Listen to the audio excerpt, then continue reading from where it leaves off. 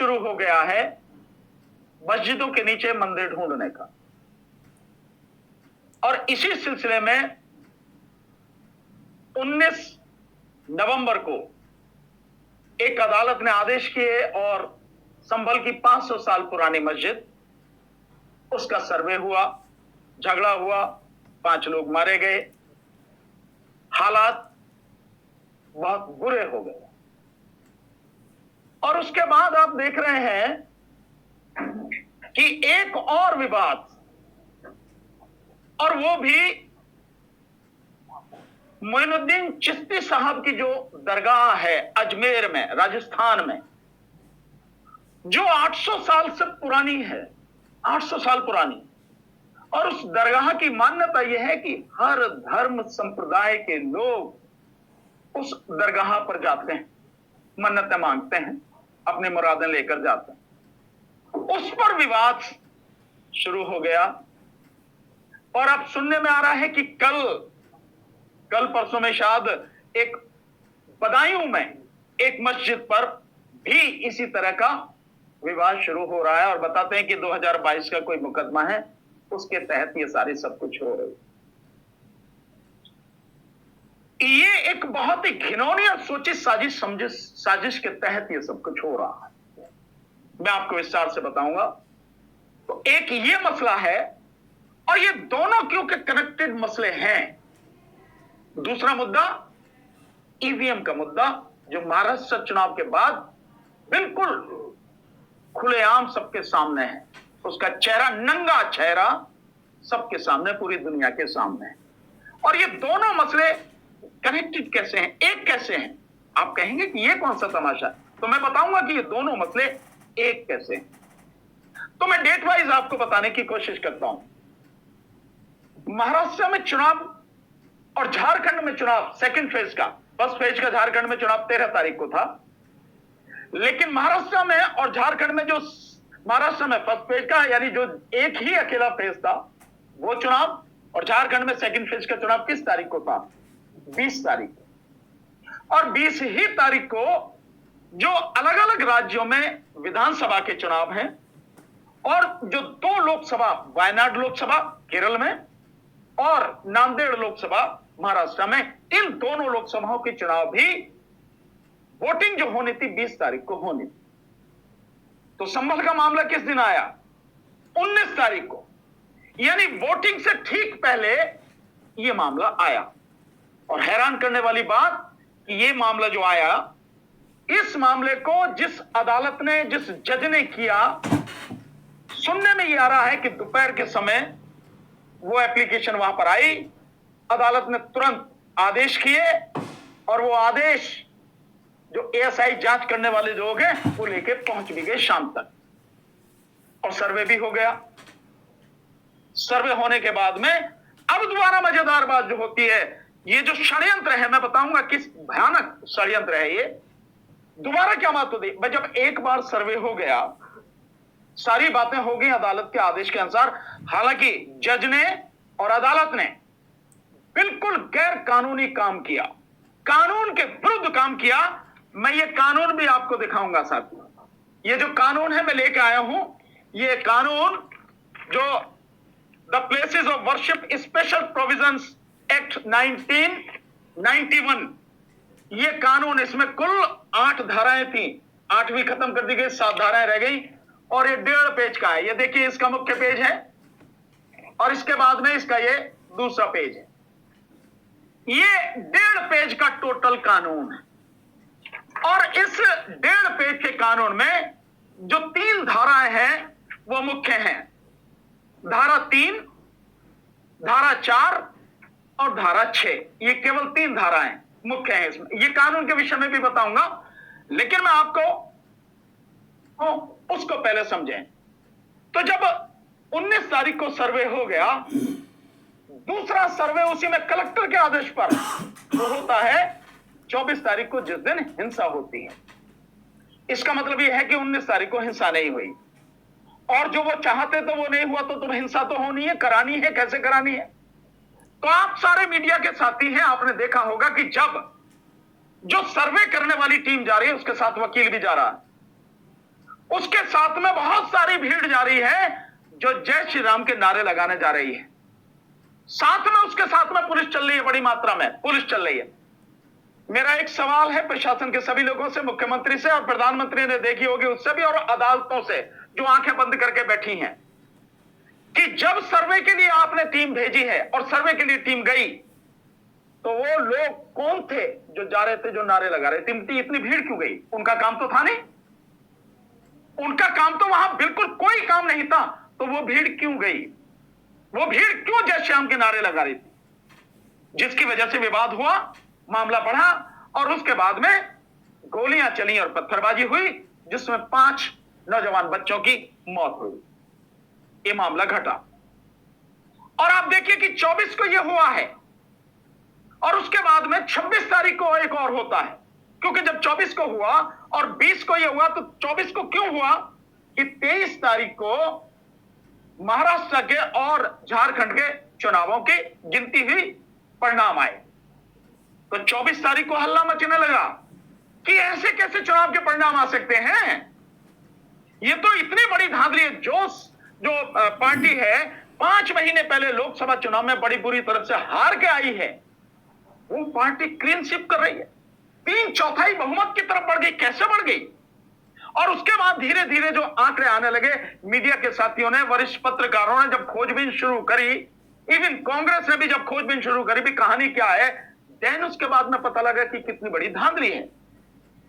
तो 24 को यह हुआ और इसके बाद जब ये लगातार आवाजें उठने लगी, तो फिर 26 तारीख को हुआ कि अजमेर में, अजमेर शरीफ, यानी कि वहां पे ख्वाजा मोइनुद्दीन चिश्ती की, जिन्हें गरीब नवाज कहा जाता है, जिनके 800 साल पुरानी जो वहां पे वो दरगाह है, उस दरगाह के नीचे भी मंदिर बताया गया और उसकी भी जो सर्वे की एप्लीकेशन लगाई। और जज साहब बड़े मजेदार, जज साहब ने वो एप्लीकेशन अलाउ कर दी कि करो सर्वे और डेट लगा दी 20 दिसंबर की। ये हालात वहां हो गए। और अब उसके बाद में ये क्रोनोलॉजी, वो कहता है ना, वो तड़ीपार जो कहता है क्रोनोलॉजी, तो क्रोनोलॉजी समझा रहा मैं आपको। तो क्रोनोलॉजी ये हो गई कि 26 को ये हुआ और आज तारीख है 1, और आप कल की बात करो यानी 30 तारीख को वो आ गया बदायूं का मामला। बदायूं में भी मस्जिद के नीचे वो खोजी जा रही है। और हिमाचल में भी एक मस्जिद के ऊपर की जो टीन वगैरह है उसे तोड़ने की बात की गई है। ये सब क्यों हो रहा है? सब पहले मैं ये बताऊंगा कि ये कानून के विरुद्ध है, कैसे है। ये जो कानून अभी मैंने आपको दिखाया, the places of worship act, worship special provision act 1991, इसमें सेक्शन 3 में पढ़ता हूं। फुल सेक्शन 8 बताए, एक खत्म कर दिया, 7 रह गए। सेक्शन 3 जो है वो बहुत स्पष्ट रूप से कहता है, वो कहता है कि no person shall convert any place of worship of any religious denomination or any section thereof into a place of worship of a different section of the same religious denomination or of a different religious denomination or any section thereof। यानी कि कोई भी व्यक्ति किसी भी धर्म संप्रदाय के जो पूजा गृह हैं, उनके इबादत की जगह हैं, उनके वर्शिप के प्लेसेस हैं, उसमें किसी भी तरह की कोई छेड़छाड़ नहीं करेगा। और कब से नहीं करेगा? सेक्शन 4 कहता है, सेक्शन 4 कहता है, सेक्शन 4 का 1, it is here bye declared that the religious character of a place of worship existing on the 15th day of August 1947 shall continue to be the same as it existed on that day। मतलब 15 अगस्त 1947 को जितने भी धार्मिक संप्रदायों के, उनके अपने पूजा गृह हैं, इबादत की जगह हैं, प्लेस ऑफ वर्शिप हैं, उनका कैरेक्टर क्या होगा, उसमें किसी भी तरह का कोई सवाल होगा नहीं। वो जैसे थे, उनका स्वरूप सभी धार्मिक संप्रदायों के जिनके भी हैं इस भारत में, उनका स्वरूप जैसा 15 अगस्त 1947 को था ऐसा ही रहेगा। उसमें किसी तरह की कोई छेड़छाड़ नहीं की जाएगी। नंबर 2 आगे कहते हैं, if on the commencement of this act any suit, appeal और other proceeding with respect to the conversation of the religious character of any place of worship existing on the 15th day of August 1947 is pending before any court, tribunal or other authority, the same shall abate, and no suit, appeal or other proceedings with respect to any such matter shall lie on or after such commencement in any court, tribunal or other authority. यानी कि इस कानून के बनने के बाद जितने भी सूट, कोई मुकदमा किसी भी तरह का, कोई अपील किसी भी अथॉरिटी के सामने, किसी भी अदालत के सामने अगर पड़ी है, वो अबेट यानी खत्म हो जाएंगे, बंद हो जाएंगे। और इसके बाद, इस कानून के बनने के बाद, ये कानून कब बना है?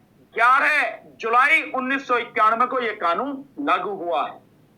इस कानून के लागू होने के बाद अगर कोई भी सूट वगैरह, कोई भी किसी अदालत में कोई मुकदमा डाला नहीं जाएगा, इस पर किसी तरह की कोई बात नहीं होगी, चर्चा नहीं होगी। ये कानून स्पष्ट कहता है। और एक सेक्शन और पढ़ता हूं कि अगर इस कानून का कोई उल्लंघन करता है तो सेक्शन 6, ये सेक्शन 6 ये कहता है punishment for contravention of section 3, यानी सेक्शन 3 में जो कहता है कि किसी भी धार्मिक संप्रदाय का जो स्वरूप है उसे चेंज नहीं किया जाएगा, उसमें कोई छेड़छाड़ नहीं की जाएगी। अगर कोई ऐसा करेगा तो उसकी 3 साल की सजा होगी। सेक्शन 6(1) कहता है whoever contravenes the provisions of section 3 shall be punishable with imprisonment for a term which may extend to 3 years and shall also be liable to fine, यानी 3 साल तक की सजा होगी और जुर्माना भी होगा। ये नहीं है कि सजा होगी या जुर्माना, दोनों है, सजा भी होगी और जुर्माना भी होगा।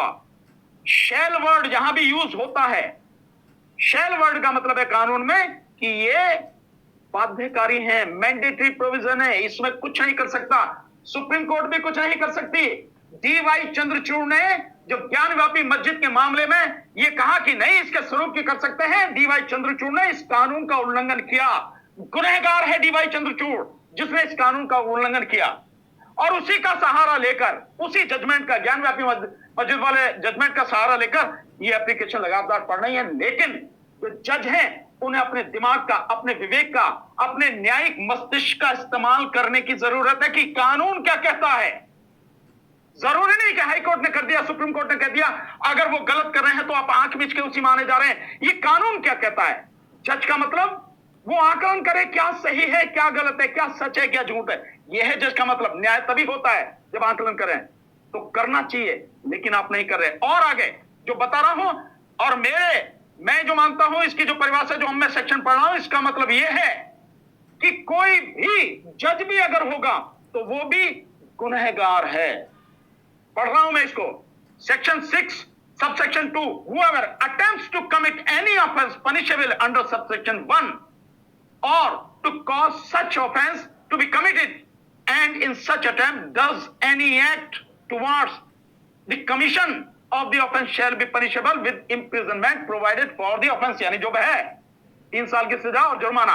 आगे तीसरा सबसेक्शन 3 इसका कहता है, सेक्शन 6 का whoever abets or is a party to a criminal conspiracy to commit an offense punishable under subsection 1 shall, whether such offense be or be not be committed, या किया गया हो या नहीं भी किया गया हो, लेकिन अगर उसने उकसावे की कार्रवाई की है, इस षड्यंत्र में शामिल है, तो भी उसको सजा मिलेगी इसके अनुसार। ये कानून कह रहा है। और अदालतें क्या कर रही हैं? जब कानून मना कर रहा है, कानून कह रहा कि नहीं आप कुछ नहीं कर सकते, जो जैसा था 15 अगस्त 1947 को वैसा ही रहेगा, उसके बावजूद अदालतें जो पिटीशन पढ़ रहे हैं उनको एक्सेप्ट कर रही हैं, ऑर्डर कर रहे हैं, उनमें सर्वे के ऑर्डर कर रहे हैं। आंखें बिल्कुल उनकी बंद हो चुकी हैं क्या? अगर इस स्थिति में कर रहे हैं तो जज 3 ही स्थिति हो सकती है। या तो जज मूर्ख हैं जिन्हें इस कानून का पता नहीं है, या इस कानून को पढ़ना नहीं चाहते। मैं यही शब्द इस्तेमाल कर रहा हूं, बहुत कड़वे शब्द हैं, ये बुरे लगेंगे, लेकिन जो भी जज इसका इस्तेमाल इसको बिना पढ़े ये आदेश कर रहे हैं, या तो वो मूर्ख हैं या वो लोग जो हैं बेईमान हैं। गिरफ्तारी किसी तरह से भी हो सकती है, या तो रिश्वत लेते हैं वो, या वो उनके साथ में मिले हुए हैं सरकार के साथ में। अन्यथा ये कानून तो बिल्कुल साफ कह रहा है किस तरह से किए जा रहे हैं सारे आदेश। ये अदालतें किस तरह से कहीं आंखें बंद कर रखी है क्या, जो आंखें खोल के नहीं देखते हैं, जो सारे काम कर रहे हैं? तो या फिर आप उसी मनुवादी मानसिकता के हिस्सा हैं जिस मानसिकता के तहत बीजेपी और आरएसएस ये सारे सर्वे करा रही हैं, ये सारी चीजें कर रही हैं। और वो कहा रहा है, मजेदार बात, संभल में हुआ किसकी सरकार है? बीजेपी की। बदायूं में हो रहा किसकी सरकार है? बीजेपी की। राजस्थान में हुआ किसकी सरकार है? बीजेपी की।